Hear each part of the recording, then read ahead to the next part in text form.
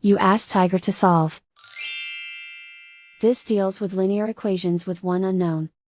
The final result is n equals 2/5. Let's solve it step by step. Swap sides. Isolate the n.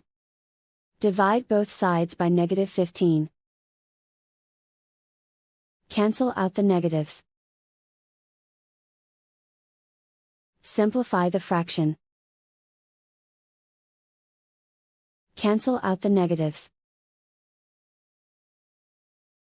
Find the greatest common factor of the numerator and denominator. Factor out and cancel the greatest common factor. And so the final result is n equals 2/5.